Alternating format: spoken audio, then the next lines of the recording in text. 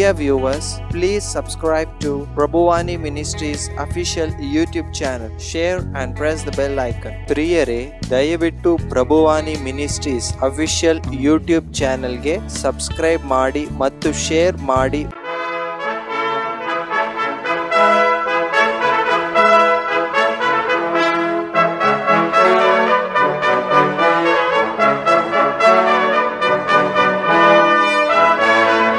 ಗಣಗಳೇ, ಸ್ವರ್ಗೀಯ ಎಲ್ಲ ಸಂತ ಭಕ್ತರೇ, ಪ್ರವಾದಿಗಳೇ, ರಕ್ತಸಾಕ್ಷಿಗಳೇ, ಅಪೋಸ್ತಲರೇ, ಪರಿಶುದ್ಧ ಕನ್ನಿಕೆಯೇ, ಈ ಆಲಯದ ಸಂತರಾದ ಸಂತ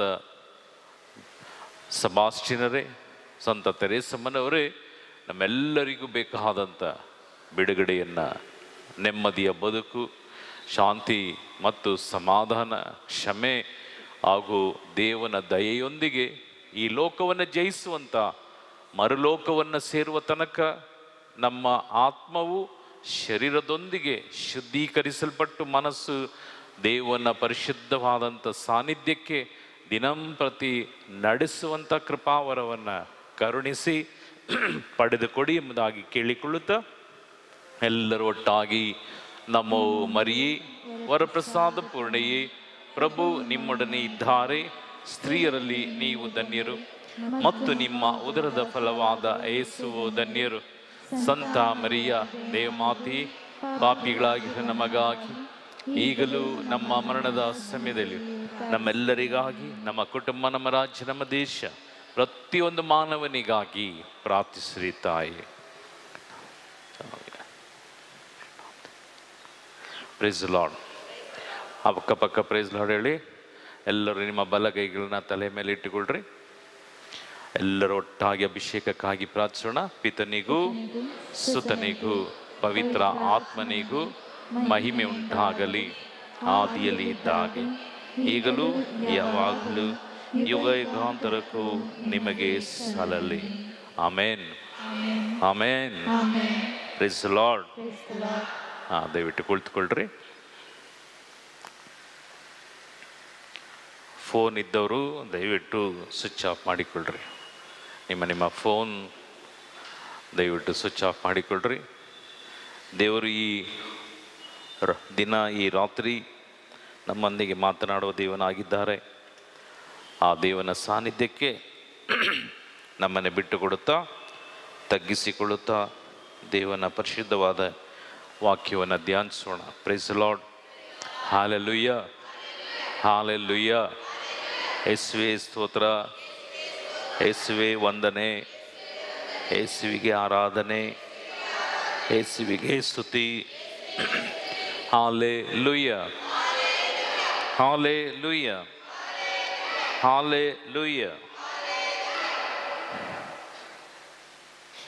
ಪ್ರಭು ಯೇಸುವಿನ ಪರಿಶುದ್ಧ ನಾಮದಲ್ಲಿ ನಿಮ್ಮೆಲ್ಲರನ್ನ ವಂದಿಸುತ್ತಾ ವಾಕ್ಯವನ್ನು ಧ್ಯಾನಿಸೋಣ. ನಮ್ಮ ಮನೆಗೆ ಎಷ್ಟು ಬಾಗಿಲಿದೆ? ಪ್ರವೇಶ ದ್ವಾರ, ಎಂಟ್ರೆನ್ಸ್ ಒಂದು, ಹೌದಾ? ನಮ್ಮ ಈ ಶರೀರ, ಈ ಒಂದು ಬಾಡಿಗೆ ಎಷ್ಟು ಬಾಗಿಲಿರ್ಬೋದು? ಏನು ಬ್ರದರ್ ವಿಚಿತ್ರವಾಗಿ ಕೇಳ್ತಾ ಇದ್ದೀರಲ್ಲ, ಬಾಗಿಲಿದೆಯಾ ಅಂತ.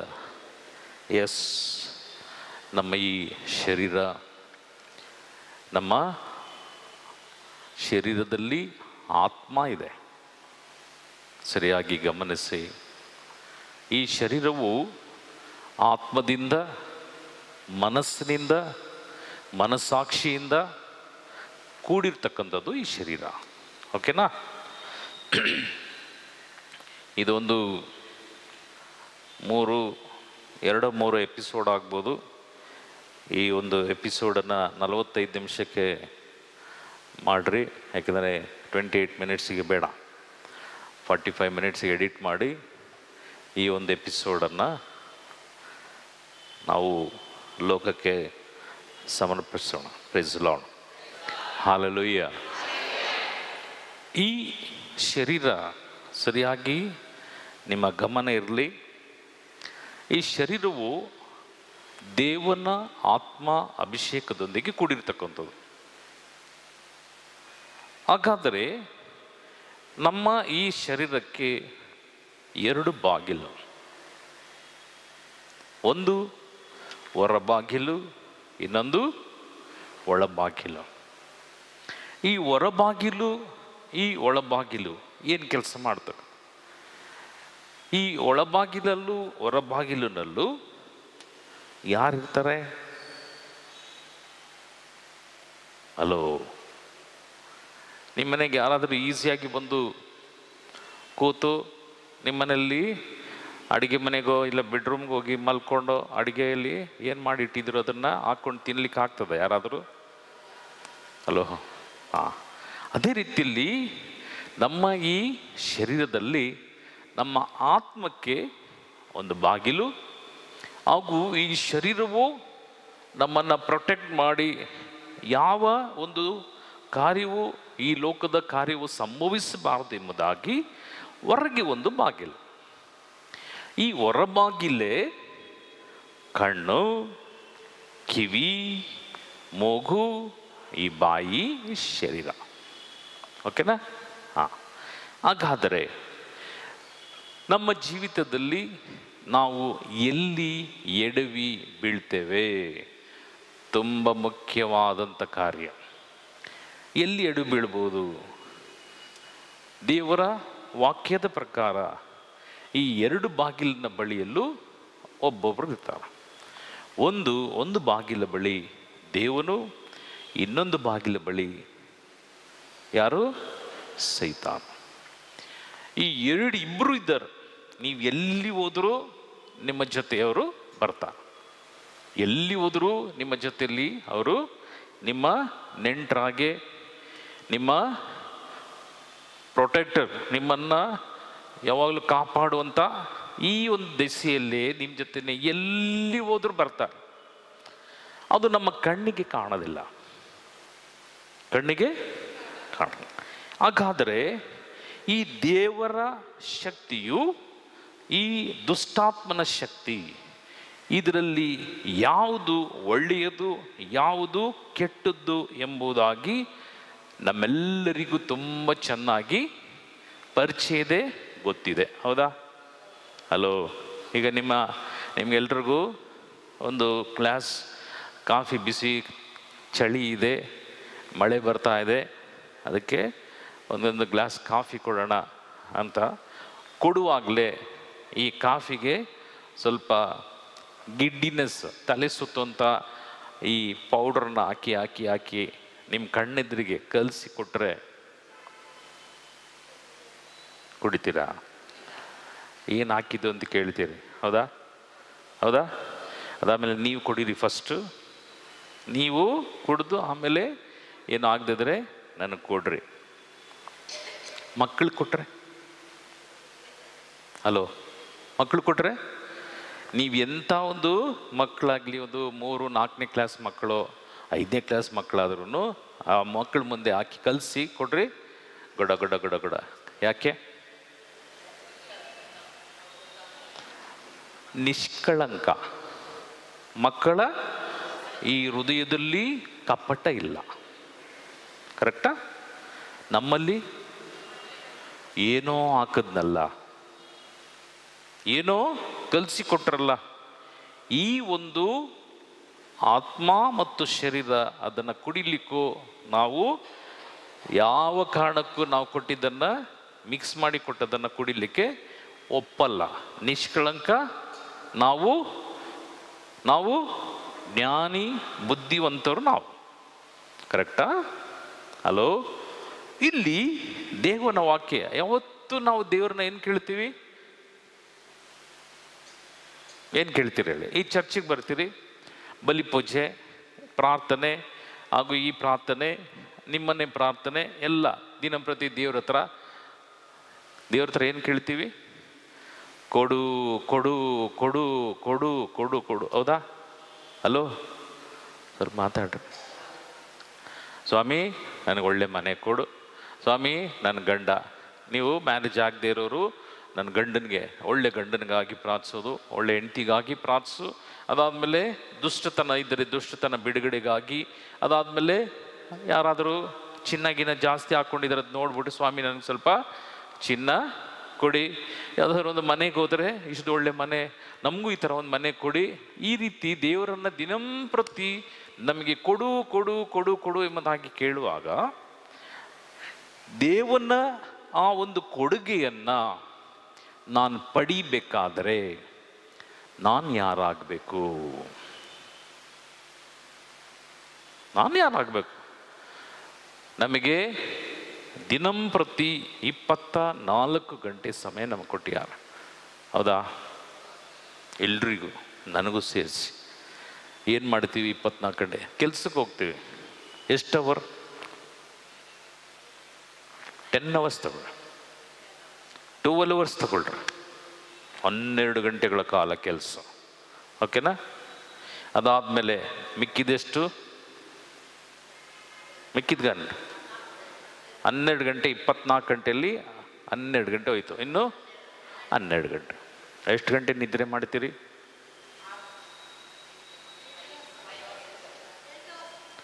8 ಅವರ್ ತಗೊಳ್ರಿ. ಇನ್ನು ಉಳಿದಿದ್ದು 4 ಗಂಟೆಯಲ್ಲಿ ಎಷ್ಟು ಗಂಟೆ ತಿನ್ಬೋದು? ಹಲೋ, ಎಷ್ಟೊತ್ತು ತಿನ್ಬೋದು? 1 ಅವರ್, 2 ಅವರ್ಸ್, 2 ಅವರ್ಸು ತಿನ್ನಿರಿ. ಇನ್ನು 1 ಅವರು ಅಲ್ಲಿ ಇಲ್ಲಿ ನಡೆದು ಪಡೆದು ಬರೋದು ಅದು. ಇನ್ನು ಮಿಕ್ಕಿದ್ದು ದೇವ್ರು ಕೊಡ್ತೀವ? ಹಲೋ, ಕೇಳ್ಕೊಳ್ರಿ, ನಮ್ಮನ್ನೇ ಒಬ್ಬೊಬ್ಬರು ನಾವು ಕೇಳ್ಕೊಳ್ಳೋಣ. ಈ 1 ಅವರ್ 23 ಅವರ್ಸ್ ಎಂಜಾಯ್ ಮಾಡ್ರಿ. 23 ಗಂಟೆ ನೀವು ತಗೊಳ್ರಿ. ನಿಮ್ಮ ಫ್ರೆಂಡ್ಸ್ ಹತ್ರ ಮಾತಾಡ್ತೀರಿ, ನಿಮ್ಮ ಇಷ್ಟ ಬಂದವ್ರ ಹತ್ರ ಮಾತಾಡ್ತೀರಿ, ನಿಮ್ಮ ರಿಲೇಷನ್ ಹತ್ರ ಮಾತಾಡ್ತೀರಿ. ಫೋನ್ ತೆಗೆದ್ರೆ ಅರ್ಧ ಗಂಟೆ 3/4 ಗಂಟೆ ಬಿಡಲ್ಲ, ಅದು ಈಟ್ ಆಗಬೇಕು, ಅಲ್ಲಿ ತನಕ ಮಾತಾಡ್ತೀರಿ. ದೇವನ ಮುಂದೆ,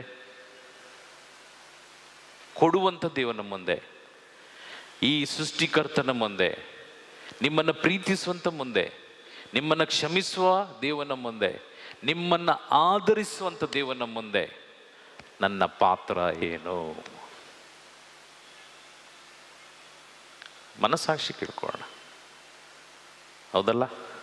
ಹಲೋ, ಅಯ್ಯೋ ಟೈಮೇ ಇಲ್ಲ. ಏನಿಲ್ಲ? ಯಾಕೆ ಟೈಮ್ ಇಲ್ಲ? 24 ಅವರ್ಸ್, ದಿನಕ್ಕೆ 24 ಗಂಟೆ.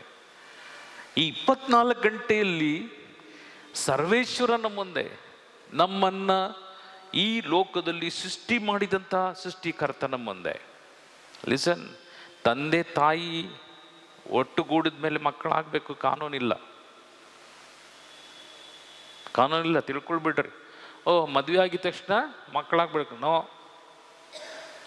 ಇಲ್ಲಿ ಎಸ್, ನಿನ್ನ ದಾಂಪತ್ಯ ಜೀವನಕ್ಕೆ ನಾನೊಂದು ಮಗುವನ್ನು ಕೊಡ್ತೀನಿ ಎಂಬುದಾಗಿ ತೀರ್ಮಾನಿಸಿ ಅವರ ಪರಿಶುದ್ಧವಾದಂಥ ಆ ಜಾಗದಿಂದ ಒಂದು ಕೊಡುವಂಥ ಒಂದು ಕೊಡುಗೆಗೆ ಗಿಫ್ಟೇ ಮಗು. ಮದುವೆ ಆಗೋಯ್ತು ಅಂತೇಳಿ ಮಕ್ಕಳಾಗೋಯ್ತು ಇಲ್ಲ, ಮಕ್ಕಳಾಗಬೇಕು, ಆಗಬಾರ್ದು, ಆತನ ಇಚ್ಛೆ. ಹಾಗಾದರೆ ನನ್ನ ಜೀವನ, ನನ್ನ ಮರಣ ಇರ್ತಕ್ಕಂಥದ್ದು ದೇವನ ಕೈಯಲ್ಲಿ, ಸೃಷ್ಟಿಕರ್ತನ ಕೈಯಲ್ಲಿ, ನಿಮ್ಮ ಕೈಯಲ್ಲಿ, ನನ್ನ ಕೈಯಲ್ಲಿ, ಯಾರ ಕೈಲೂ ಇಲ್ಲ. ಹಾಗಾದರೆ ಈ ಒಂದು ಬಾಗಿಲು ಯಾವ ರೀತಿಯಲ್ಲಿ ಪ್ರೊಟೆಕ್ಟ್ ಮಾಡಬೇಕು, ಯಾವ ರೀತಿಯಲ್ಲಿ ಈ ನಮ್ಮ ಆತ್ಮ ಮತ್ತು ಶರೀರ ಮತ್ತು ಮನಸ್ಸು, ಇದನ್ನು ಯಾವ ರೀತಿಯಲ್ಲಿ ನಾನು ಈ ಭೂಮಿಯಲ್ಲಿ ಕಾಪಾಡಿಕೊಳ್ಳಬೇಕೆಂಬುದಾಗಿ ದೇವನು ನಮ್ಮಿಂದ ಉದ್ದೇಶಿಸಿದ. ತೆಗಿರಿ ಜೆನಿಸಸ್, ಆದಿಕಾಂಡ 2ನೇ ಅಧ್ಯಾಯಕ್ಕೆ ತಿರುಗಿಸ್ಕೊಳ್ರಿ. 2ನೇ ಅಧ್ಯಾಯ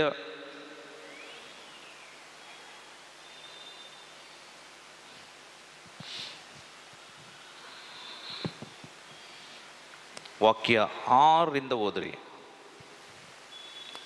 6 ಬೇಡ, 7ರಿಂದ ಓದ್ರಿ. 7, 8.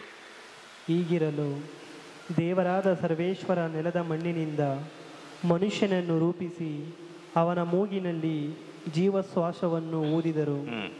ಆಗ ಮನುಷ್ಯನು ಜೀವಾತ್ಮನಾದನು. ಇದಲ್ಲದೆ ದೇವರಾದ ಸರ್ವೇಶ್ವರ ಪೂರ್ವ ದಿಕ್ಕಿನಲ್ಲಿರುವ ಎದೇನ್ ಪ್ರದೇಶದಲ್ಲಿ ಒಂದು ಉದ್ಯಾನವನವನ್ನು ಮಾಡಿ ತಾವು ರೂಪಿಸಿದ ಮನುಷ್ಯನನ್ನು ಅದರಲ್ಲಿ ಇರಿಸಿದರು. ಅಲ್ಲಿಗೆ ನಿಲ್ಲಿಸಿ. ದೇವರು ಮಣ್ಣಿನಿಂದ ಮನುಷ್ಯನನ್ನು ಸೃಷ್ಟಿ ಮಾಡಿ ಅವನಿಗೆ ಜೀವ ಮತ್ತು ಆತ್ಮ, ಲಿಸನ್, ತುಂಬ ಇಂಪಾರ್ಟೆಂಟ್. ಈ ಜೀವ ಮತ್ತು ಆತ್ಮವನ್ನು ದೇವನು ಕೊಟ್ಟ ಮೇಲೆ ಸುಮ್ಮನೆ ಬಿಡಲಿಲ್ಲ. ನಿಮ್ಮನ್ನು ನನ್ನನ್ನು ಯಾರನ್ನು ದೇವನು ಈ ಭೂಮಿಯಲ್ಲಿ ಹುಟ್ಟಿದಂಥ ಪ್ರತಿ ಒಬ್ಬರನ್ನ ಎಲ್ಲಿ ಇರಿಸಿದ್ರು? ಲಾಸ್ಟ್ ವಾಕ್ಯ, ಏತೇನ್ ತೋಟದಲ್ಲಿ ಅವರನ್ನು ಇರಿಸಿದರು. ಈ ಏತೇನ್ ತೋಟ ಎಂಬುದು ಕಣ್ಣೀರೋ, ದುಃಖವೋ, ವೇದನೆಯೋ, ಸಂಕಟವೋ, ಜಗಳವೋ, ವೈಮನಸ್ಸೋ ಇಲ್ಲದಂಥ ಒಂದು ತೋಟ.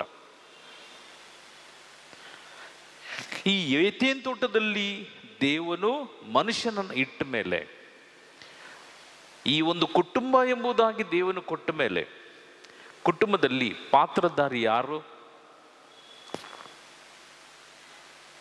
ಹುಟ್ಟಿದ ಮಗುನ, ಇಲ್ಲ ಗಂಡ ಹೆಂಡತಿನ? ಪಾತ್ರಧಾರಿ ಹೀರೋಯಿನ್. ಹಲೋ, ಕುಟುಂಬಕ್ಕೆ ಯಾರು ಹೀರೋ? ಗಂಡ ಮತ್ತು ಹೆಂಡತಿ. ಇಲ್ಲಿ ಗಂಡ ಮತ್ತು ಹೆಂಡತಿಯನ್ನು ದೇವನು ಆಶೀರ್ವದಿಸಿ ತೀರ್ಮಾನಿಸಿ ಒಂದು ಮಗುವನ್ನು ಕೊಟ್ಟರು. ಕರೆಕ್ಟಾ? ಈ ಕುಟುಂಬವನ್ನು ದೇವನು ಏತೇನ್ ತೋಟದಲ್ಲಿ ಇರಿಸಿದರು. ಈ ಏತೇನ್ ತೋಟ ಕಣ್ಣೀರಿಲ್ಲದ, ದುಃಖ ಇಲ್ಲದ, ಸಂಕಟ ಇಲ್ಲದ, ಹಾಗೂ ನಿನ್ನ ದುಡಿಮೆಗೆ ತಕ್ಕ ಪ್ರತಿಫಲವನ್ನು ಕೊಡುವಂಥ, ಪ್ರಾರ್ಥನೆಗೆ ಹಾಗೂ ನಿನ್ನ ತ್ಯಾಗಕ್ಕೆ, ನಿನ್ನ ಜೀವಮಾನಕ್ಕೆ ಏನೆಲ್ಲ ಕೊಡಬೇಕು ಎಂಬುದಾಗಿದೆ, ಅದೇ ಈ ಬದುಕಿನ ಜೀವನದ ಏತೇನ್ ತೋಟ. ಹಾಗಾದರೆ ಏತೇನ್ ತೋಟದಲ್ಲಿ ಪ್ರವೇಶಿಸಿದ್ದು ಯಾರು? ಏತೇನ್ ತೋಟ ಎಂಬುದು ನಿನ್ನ ಈ ಶರೀರ ಮತ್ತು ಆತ್ಮ. ಈ ಏತೇನ್ ತೋಟ ಎಂಬುದು ನಿನ್ನ ಶರೀರವೂ ನಿನ್ನ ಆತ್ಮವೂ ಆಗಿರ್ತಕ್ಕಂಥ ಈ ತೋಟದಲ್ಲಿ ಪ್ರವೇಶಿಸಿದ್ದು ಯಾರು? ಅವನೇ ಸೈತಾನ. ಅರ್ಥ ಆಯ್ತಾ? ಹಾಗಾದರೆ ಈ ಏತೇನ್ ತೋಟದಲ್ಲಿ ಸೈತಾನನು ಪ್ರವೇಶಿಸಿದ ಮೇಲೆ 3ನೇ ಅಧ್ಯಾಯಕ್ಕೆ ತಿರುಗಿಸ್ಕೊಟ್ರು. 3ನೇ ಅಧ್ಯಾಯ ವಾಕ್ಯ 2ರಿಂದ ಓದಿ. 3ನೇ ಅಧ್ಯಾಯ ಅದಕ್ಕೆ ವಾಕ್ಯ 2ರಿಂದ. ಅದಕ್ಕೆ ಆ ಮಹಿಳೆ, ತೋಟದಲ್ಲಿರುವ ಮರಗಳ ಹಣ್ಣುಗಳನ್ನು ನಾವು ತಿನ್ನಬಹುದು, ಆದರೆ ಅದರ ನಡುವೆ ಇರುವ ಈ ಮರದ ಹಣ್ಣನ್ನು ಮಾತ್ರ ತಿನ್ನಲು ಕೂಡದು, ಮುಟ್ಟಲು ಕೂಡದು, ತಿಂದರೆ ಸಾಯುವಿರಿ ಎಂದು ದೇವರು ಹೇಳಿದ್ದಾರೆ ಎಂದು ಉತ್ತರ ಕೊಟ್ಟಳು. ಯಾರು ಹೇಳಿದ್ದಾರೆ? ಈಗ ಯಾರಿಗೆ? ಹಲೋ, ತುಂಬ ಕ್ಲಿಯರ್. ಅದಕ್ಕೆ ನಾನು ತುಂಬ ನಿಧಾನವಾಗಿ ನಿಮ್ಮನ್ನು ಕೊಂಡೋಗ್ತಾ ಇದ್ದೇನೆ. ಸರಿಯಾಗಿ ಗಮನಿಸಿ. ಒಂದು ಮನುಷ್ಯ ಎಡುವಂಥದ್ದು ಎಲ್ಲಿ? ಒಂದು ಮನುಷ್ಯ ಶಾಪಕ್ಕೆ ತಾನೇ ಬೀಳುವಂಥದ್ದು ಎಲ್ಲಿ? ಈ ಏತೇನ್ ತೋಟದಿಂದ ಅವನನ್ನು ಸುರಕ್ಷಿತಪಡಿಸಿದಂಥ ದೇವನು ಅಲ್ಲಿ ಆರ್ಡರ್ ಕೊಟ್ಟರು. ದೇವನು, ನೋಡಪ್ಪ, ಇದೆಲ್ಲ ನಾನು ಸೃಷ್ಟಿ ಮಾಡಿದ್ದೇನೆ. ಲಿಸನ್, ಸರಿಗೆ ಕೇಳ್ಕೊಳ್ರಿ. ಈ ತೋಟ ನಿನ್ನದೇ, ಈ ಮನೆ ನಿನ್ನದೇ, ಈ ಶರೀರ, ಈ ಆತ್ಮ, ಈ ಜೀವ ನಿನ್ನದೇ. ನೀನು ಸುರಕ್ಷಿತವಾಗಿರಬೇಕೆಂಬುದಾಗಿ ಹೇಳಿ ಈ ಲೋಕದಲ್ಲಿ ಕಣ್ಣಿನ ಆಸೆ ಇಡಬೇಡ. ಈ ಕಣ್ಣು ಏನನ್ನ ಮಾಡ್ತಕ್ಕಂಥದ್ದು? ಈ ಕಣ್ಣು ಇಡೀ ದೇಹವನ್ನೇ ಹಾಳು ಮಾಡ್ತಕ್ಕಂಥದ್ದು ಈ ಕಣ್ಣು. ಅದಕ್ಕೆ ಈ ಏತೇನ್ ತೋಟದಲ್ಲಿ ಸೈತಾನನ್ನು ಪ್ರವೇಶಿಸಿ ದೇವನು ಇಲ್ಲದಂತಹ ಸಮಯ ಹಾಗೂ ಗಂಡನು ಇಲ್ಲದಂಥ ಜವಾಬ್ದಾರಿಯುತ ಗಂಡನು ಇಲ್ಲದಂಥ ಸಮಯದಲ್ಲಿ ಯಾರನ್ನ ಭೇಟಿ ಮಾಡಿದ್ದು? ಹೆಂಗಸನ್ನ, ನಿಮ್ಮನ್ನ. ಈ ನಿಮ್ಮನ್ನು ಭೇಟಿ ಮಾಡಿದ ಮೇಲೆ ನಿಮಗೆ ಆಸೆ ಏನಂತ ಆಸೆ ತೋರಿಸ್ತು? ದೇವರು ಹೇಳಿದ್ದು ಎಲ್ಲವೂ ಸುಳ್ಳು. ನಂಬೇಡ, ನೀನು ದೇವರಂತೆ ಆಗೋಗ್ತೀಯ. ಯಾರಂತೆ? ದೇವರಂತೆ. ಆಗ ಇವರಿಗೆ ದೇವರಂತೆ ನಾನು ಆಗ್ತೀನ? ಆಗ ದೇವರಂತೆ ಅಂತ ಯೋಚನೆ ಬಂದ ಮೇಲೆ ಏನೆಲ್ಲ ಆಗ್ಬೋದು? ನಾನು ಇದೆಲ್ಲ ಸೃಷ್ಟಿ ಮಾಡ್ಬೋದು, ಇಷ್ಟ ಬಂದಾಗಿ ಜೀವಿಸ್ಬೋದು, ಇಷ್ಟ ಬಂದಾಗಿ ತಿನ್ಬೋದು. ಹಾಗಾದ್ರೆ ದೇವ್ರು ಹೇಳಿದ್ದು ಸುಳ್ಳ? ಸೈತಾನ ಹೇಳ್ತು ಎಸ್, ಸುಳ್ಳು. ಪಾಪ ಎಂಟ್ರಿ.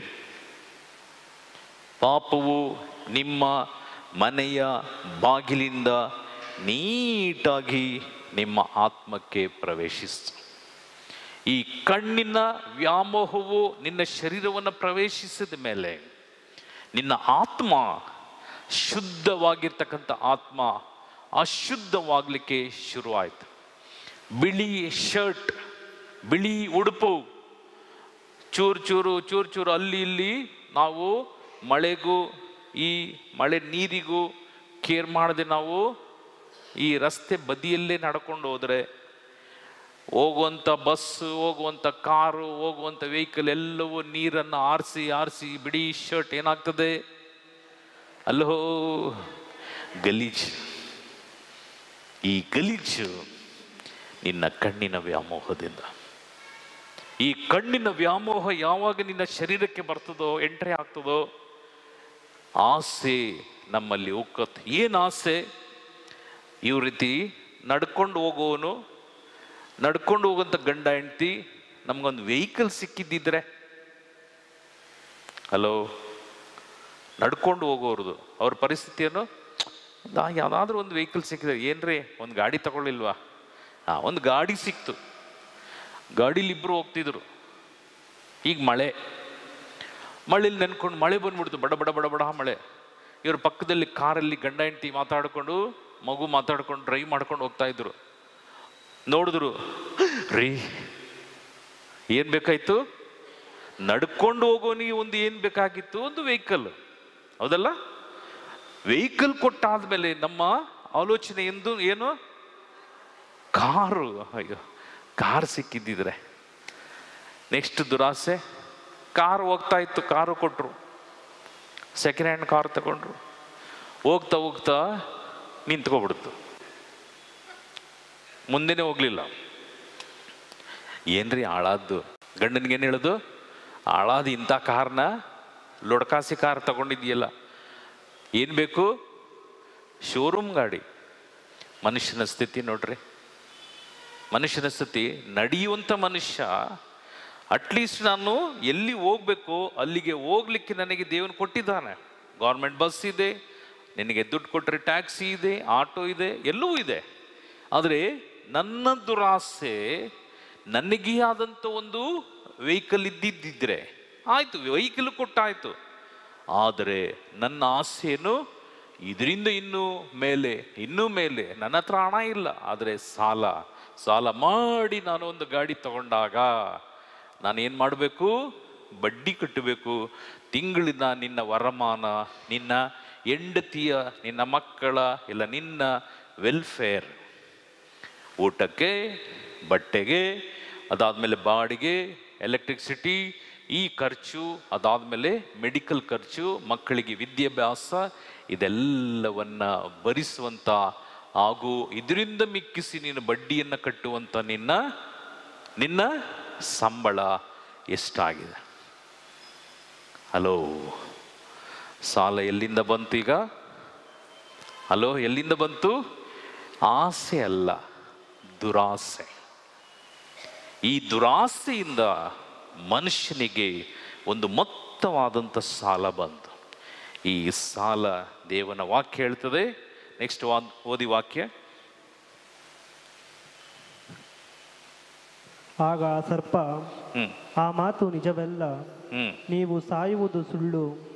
ಇದರ ಹಣ್ಣನ್ನು ತಿಂದ ಕೂಡಲೇ ನಿಮ್ಮ ಕಣ್ಣುಗಳು ತೆರೆಯುವವು, ನೀವು ದೇವರಂತೆ ಆಗಿ ಒಳಿತು ಕೆಡುಕುಗಳನ್ನರಿತು ಜ್ಞಾನಿಗಳಾಗಿ ಬಿಡುವಿರಿ. ಇದು ದೇವರಿಗೆ ಚೆನ್ನಾಗಿ ಗೊತ್ತುಂಟು ಎಂದಿತು. ಆಗ ಆ ಮಹಿಳೆ, ಈ ಮರದ ಹಣ್ಣು ಊಟಕ್ಕೆ ಎಷ್ಟು ಚೆನ್ನಾಗಿದೆ, ನೋಟಕ್ಕೆ ಎಷ್ಟು ರಮಣೀಯವಾಗಿದೆ, ಜ್ಞಾನಾರ್ಜನೆಗೆ ಎಷ್ಟು ಆಕರ್ಷಣೀಯವಾಗಿದೆ ಎಂದು ತಿಳಿದು ಅದನ್ನು ತೆಗೆದುಕೊಂಡು ತಿಂದಳು. ಸಂಗಡವಿದ್ದ ಗಂಡನಿಗೂ ಕೊಟ್ಟಳು. ಅವನೂ ತಿಂದನು. ಕೂಡಲೇ ಅವರಿಬ್ಬರ ಕಣ್ಣುಗಳು ತೆರೆದವು. ಕೂಡಲೇ ಅವರ ಕಣ್ಣುಗಳು ತೆರೆಯಲ್ಪಟ್ಟಿತು. ಪಾಪ ಮಾಡಿದ ತಕ್ಷಣ ನಮ್ಮ ಜೀವಿತದಲ್ಲಿ ತಿಂಗಳಿಗೆ ನಿನ್ನ ವರಮಾನ ನೋಡಿ ತಿಂಗಳು ಬಂದಾಗ 10,000 ರೂಪಾಯಿನೋ 20,000ನೋ ಎಷ್ಟೋ ಸಂಬಳ ಬರ್ತದೆ. ಅದಕ್ಕೆ ತಕ್ಕಂತೆ ನಿನ್ನ ಖರ್ಚು ವೆಚ್ಚ ಎಲ್ಲವನ್ನ ನೋಡಿ ನೀನೊಂದು ಸಂಸಾರವನ್ನು ನಡೆಸುವಂಥ ನೀನು ಅತೀ ಆಸೆಗೆ ಹೋದಾಗ ಇಲ್ಲಿ ದೇವನ ವಾಕ್ಯ ಹೇಳ್ತದೆ, ನಿನ್ನ ಕಣ್ಣುಗಳು ತೆರೆಯಲ್ಪಡ್ತ. ನಿನ್ನ ಕಣ್ಣುಗಳು ತೆರೆದಾಗ ನೀನು ಸಾಯೋದಿಲ್ಲ ಎಂಬುದಾಗಿ ಸೈತಾನ ಹೇಳ್ತು. ಆದರೆ ನಿನ್ನ ಆತ್ಮವು ದೇವನ ಪರಿಶುದ್ಧವಾದಂಥ ಕೃಪೆಯು, ದೇವನ ವರದಾನವು, ದಿನಂಪ್ರತಿ ನಿಮ್ಮನ್ನು ನಡೆಸುವಂಥ ದೇವನ ಕೈ ನಿಮ್ಮಿಂದ ಅಗಲಿ ಹೋಯ್ತು.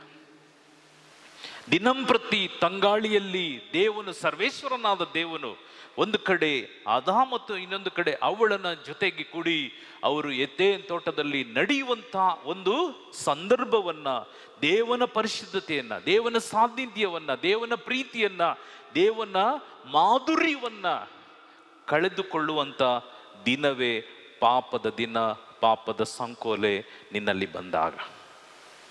ಬಲಗೈ ಮೇಲೆ ಮಾಡಿ ಪ್ರೈಸ್ ಲಾರ್ಡ್. Hallelujah, hallelujah. ಈ ಪಾಪವು ಮನುಷ್ಯನಲ್ಲಿ ಪ್ರವೇಶಿಸಿದ ಕೂಡಲೇ ಅಲ್ಲಿ ವಾಕ್ಯ ಹೇಳುತ್ತದೆ, ಅವರು ನಗ್ನನಾಗಿದ್ದೇನೆ ಎಂಬುದಾಗಿ. ಅವರು ಏನು ಮಾಡಿದ್ರಂತೆ, ಅಲ್ಲಿದ್ದಂಥ ಅತ್ತಿ ಹಣ್ಣಿನ ಎಲೆಯನ್ನು ಅದು ನೋಡಿದ್ರು, ಓ ಯಾರೋ ಬರ್ತಾ ಇದ್ದಾರೆ ಅಂತೇಳಿ ಓಡೋಗಿ ಅತ್ತಿ ಮರದ ಎಲೆಯನ್ನು ತಗೊಂಡು ಅದನ್ನು ಎಳೆದು ಬಟ್ಟೆ ಹಾಕೊಂಡ್ರು. ಬಿಸಿಲು ತಾಪ, ಬಿಸಿಲು ಬಂದ ಕೂಡಲೇ ಎಲೆ ಏನಾಯಿತು, ಬಾಡಿ ಹೋಯ್ತು. ಇವರು ಹೊಲ್ದಂಥ ಇವರ ಬಟ್ಟೆ ಹಾಕ್ಲಿಕ್ಕೆ ಆಗಲಿಲ್ಲ. ಈ ಬಟ್ಟೆ ನಮ್ಮ ಜೀವಿತದಲ್ಲಿ ಕಷ್ಟ, ದುಃಖ, ವೇದನೆ, ಸಂಕಟಗಳು, ನಾನಾ ಪ್ರಶ್ನೆಯನ್ನು ನಮ್ಮ ಜೀವಿತದಲ್ಲಿ ನಾವಾಗಿ ಬರೆಸ್ಕೊಂಡ ಮೇಲೆ ದೇವನೊಂದಿಗೆ ಮಾತನಾಡಲಿಕ್ಕೋ, ಸಮಯ ಕೊಡಲಿಕ್ಕೋ, ಪ್ರಾರ್ಥಿಸುವುದಕ್ಕೋ, ಬೈಬಲ್ ಓದಲಿಕ್ಕೋ ನಮಗೆ ಸಮಯ ಸಿಗ್ತದಾ? ಹಲೋ, ಸಮಯ ಸಿಗ್ತದಾ? ಆಗ ನಮ್ಮ ಬದುಕು ಯಾರ ಜೊತೆಯಲ್ಲಿ?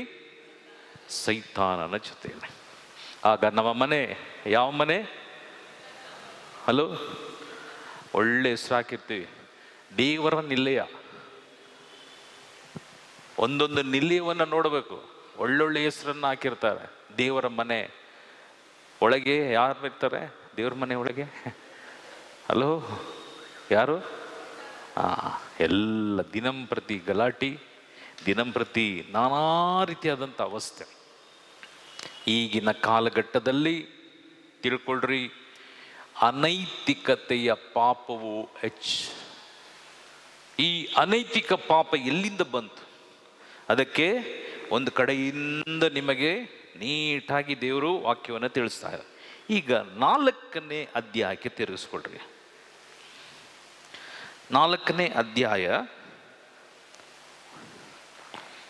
ವಾಕ್ಯ 2ರಿಂದ ಓದ್ರಿ. ವಾಕ್ಯ 4ನೇ ಅಧ್ಯಾಯ ಆದಿಕಾಂಡ 4ನೇ ಅಧ್ಯಾಯ ವಾಕ್ಯ 2ರಿಂದ ವಾಕ್ಯ. ತರುವಾಯ ಅವನ ತಮ್ಮನಾದ ಎಬೇಲನಿಗೆ ಜನ್ಮವಿತ್ತಳು.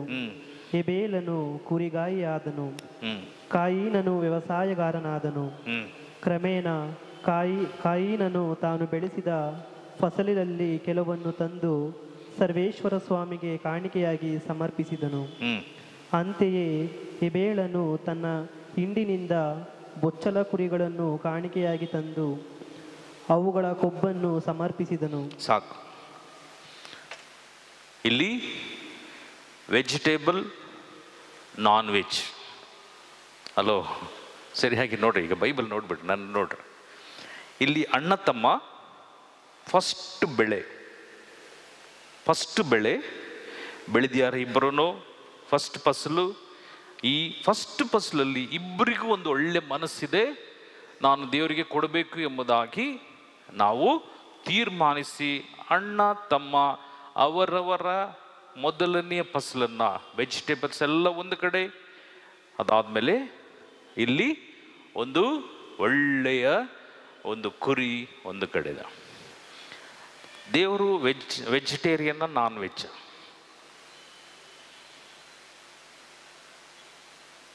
ಹಲೋ, ನಾನ್ ವೆಜ್ಜಾ? ವೆಜಿಟೇರಿಯನ್ನ? ಮತ್ತು ಯಾಕೆ ಅಲ್ಲಿ ವೆಜಿಟೇರಿಯನ್ನ ಒಪ್ಪಲಿಲ್ಲ ದೇವರು? ಬಲಿ ಕೊಟ್ಟರು. ಓದಿ ಬ್ರದರ್, ಬಲಿ ಫಸ್ಟಿಂದನೇ ಓದ್ರಿ. ತರುವಾಯ ಅವನ ತಮ್ಮನಾದ ಹೆಬೇಲನಿಗೆ ಜನ್ಮವಿತ್ತಳು. ಹೆಬೇಲನು ಕುರಿಗಾಯಿಯಾದನು. ಹೇಬೇಲನು ಏನಾಗಿದ್ದಾನೆ? ಕುರಿಗಾಯಿ ಆಗಿದ್ದಾನೆ. ಆಮೇಲೆ ಕಾಯಿನನು ವ್ಯವಸಾಯಗಾರನಾದನು. ಕಾಯಿನನು ವ್ಯವಸಾಯ. ಈಗ ಇವರಿಬ್ರು ಸ್ವಂತ ಅಣ್ಣ ತಮ್ಮ, ಒಂದೇ ರಕ್ತದಲ್ಲಿ ಒಂದೇ ತಂದೆ ತಾಯಿಯಲ್ಲಿ ಹುಟ್ಟಿದಂತ ಎರಡು ಅಣ್ಣ ಮತ್ತು ತಮ್ಮ. ಲಿಸನ್, ಅಣ್ಣ ಮತ್ತು ತಮ್ಮ. ಓದಿ ಬ್ರದರ್. ಕ್ರಮೇಣ ಕಾಯಿನನು ತಾನು ಬೆಳೆಸಿದ ಫಸಲಲ್ಲಿ ಕೆಲವನ್ನು ತಂದು ಸರ್ವೇಶ್ವರ ಸ್ವಾಮಿಗೆ ಕಾಣಿಕೆಯಾಗಿ ಸಮರ್ಪಿಸಿದನು. ಕೆಲವನ್ನು ತಂದು, ಎಲ್ಲ ತರಕಾರಿ ವೆಜಿಟೇಬಲ್ಸ್ ಎಲ್ಲವನ್ನು ತಂದು ಸರ್ವೇಶ್ವರನಿಗೆ ಪಾದ ಕಾಣಿಕೆಯಾಗಿ ಸಮರ್ಪಿಸಿದ. ಯಾರು? ಕಾಯನ್. ಇಲ್ಲಿ ನೆಕ್ಸ್ಟ್ ವಾಕ್ಯ. ಅಂತೆಯೇ ಹೇಬೇಲನು ತನ್ನ ಹಿಂಡಿನಿಂದ ಚೊಚ್ಚಲ ಕುರಿಯನ್ನು, ಚೊಚ್ಚಲ ಮೀನ್ಸ್ ಫಸ್ಟ್ ಕುರಿ, ಫಸ್ಟ್ ಏನಿದೆಯೋ ಆ ಚೊಚ್ಚಲ ಮೀನ್ಸ್ ಒಳ್ಳೆಯ 1 ವರ್ಷಕ್ಕೆ ಮೀರದಂತ ಚೊಚ್ಚಲು ಒಂದು ಪ್ರಾಣಿಯನ್ನ ವಧಿಸಿ ದೇವನಿಗೆ ಸಮರ್ಪಣಾ ಕಾಣಿಕೆಯನ್ನ ಅರ್ಪಿಸಿದ್ರು. ಆಮೇಲೆ ತಂದು ಅವುಗಳ ಕೊಬ್ಬನ್ನು ಸಮರ್ಪಿಸಿದನು. ಸರ್ವೇಶ್ವರ ಹೆಬೇಲನನ್ನು ಅವನ ಸ್ವಲ್ಪ ಸೌಂಡ್ ಕೊಡಿ ಬ್ರದರ್, ಓದ್ಲಿಕ್ಕೆ ಸೌಂಡ್ ಕೊಡಿ. ಸರ್ವೇಶ್ವರ ಹೆಬೇಲನನ್ನು ಅವನ ಕಾಣಿಕೆ ಕೇಳತ್ತಾ? ಹಿಂದೆ ಕೇಳ್ತದ? ಒಬ್ರು ಹಿಂಗಂತಾರೆ, ಒಬ್ರು ಹಿಂಗಂತಾರೆ. ಕೇಳ್ತದ ಇಲ್ವಾ? ಸ್ವಲ್ಪ ಸೌಂಡ್ ಕೊಡಿ ಬ್ರದರ್. ಸ್ವಲ್ಪ ಮೈಕ್ ಹತ್ರ ಇಟ್ಕೊಂಡು ಓದಿ ಬ್ರದರ್. ಸ್ವಲ್ಪ ಸೌಂಡ್ ಕೊಡಿ ಹಿಂದೆ. ಓದಿ ಬ್ರದರ್, ಸ್ವಲ್ಪ ಜೋರಾಗಿ. ಸರ್ವೇಶ್ವರ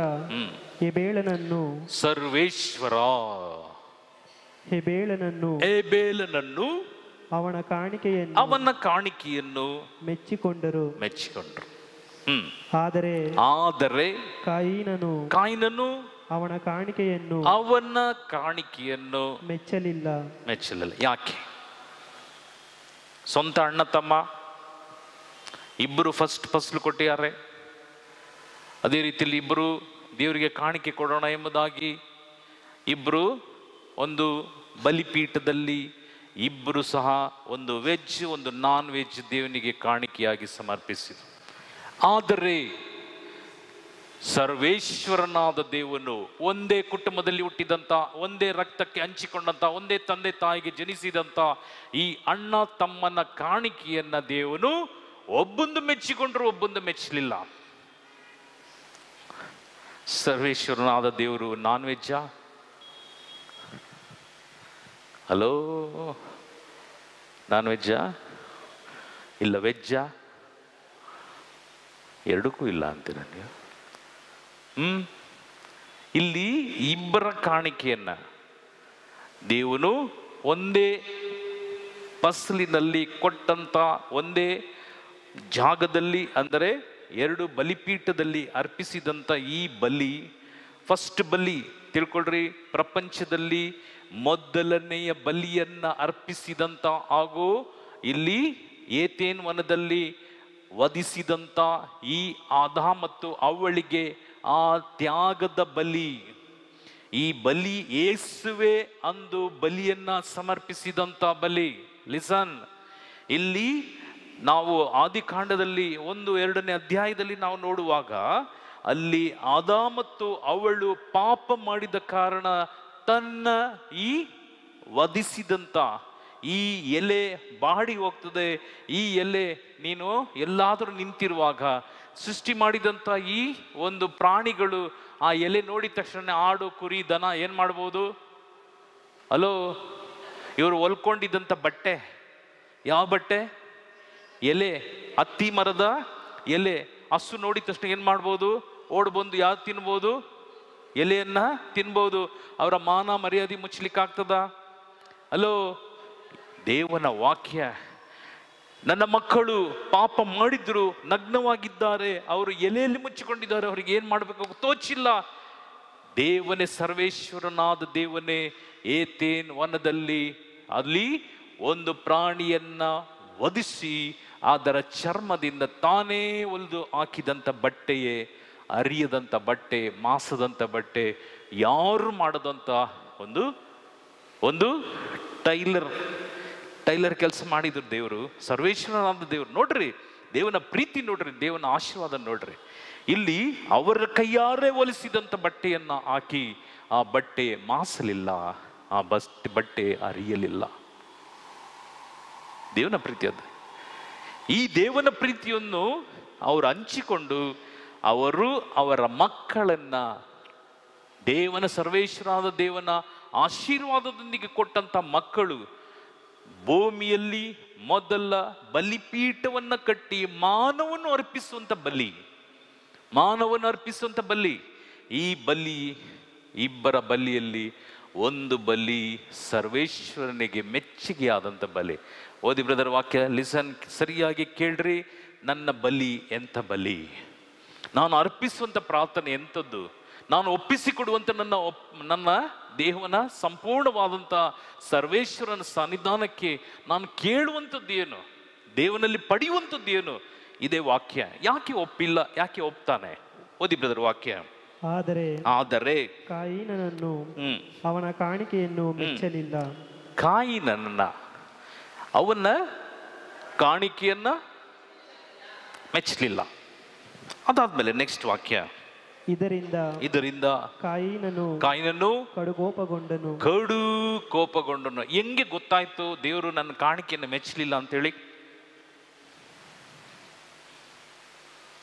ಹಲೋ, ಇಬ್ರು ಕಾಣಿಕೆ ಇಟ್ಟಿದ್ದಾರೆ, ಇಬ್ರು ನಿಂತಿದ್ದಾರೆ.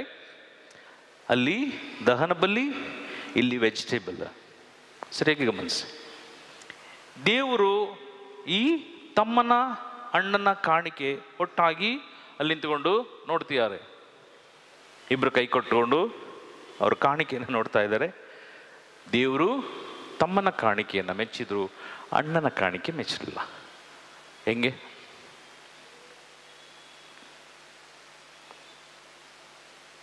ಬೆಂಕಿ ಹಾಕಿ ಅಡಿಗೆ ಮಾಡಿ ಎಲೆ ಹಾಕಿ ಏನಾದ್ರು ಬಡಿಸಿದ್ರ? ಸ್ವಲ್ಪ ಮಾತಾಡ್ರಿ. ಹೆಂಗೆ ಮತ್ತೆ ದೇವ್ರ ಈ ಅಣ್ಣ ತಮ್ಮ ತೀರ್ಮಾನ ಮಾಡಿದ್ರು?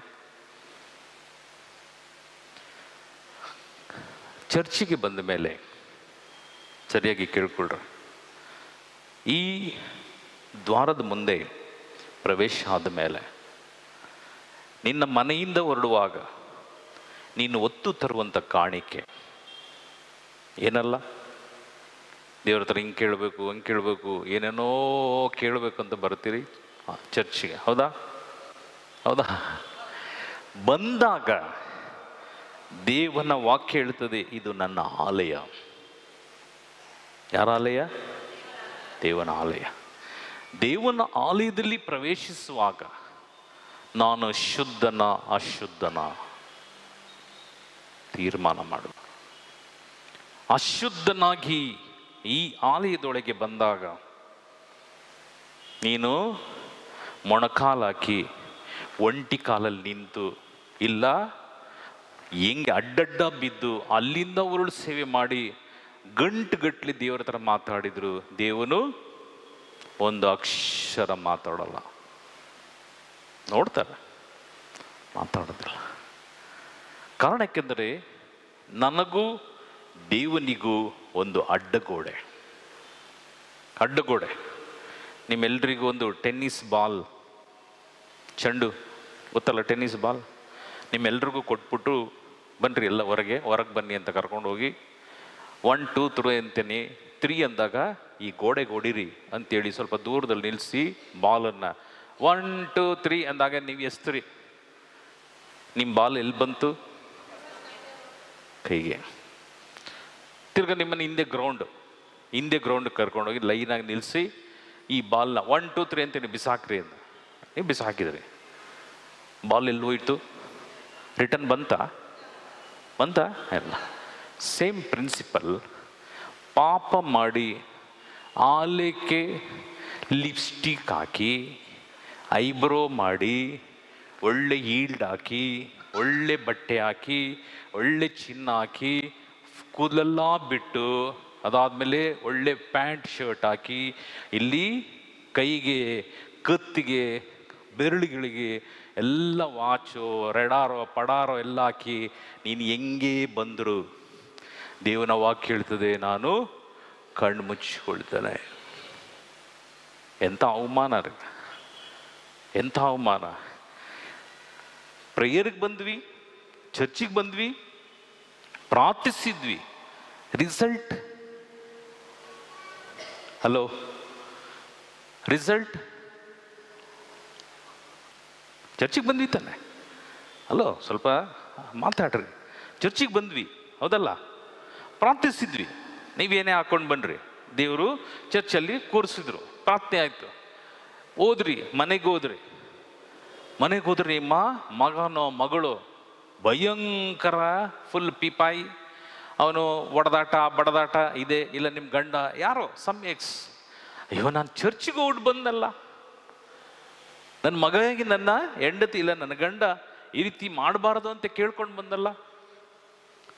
ರಿಸಲ್ಟ್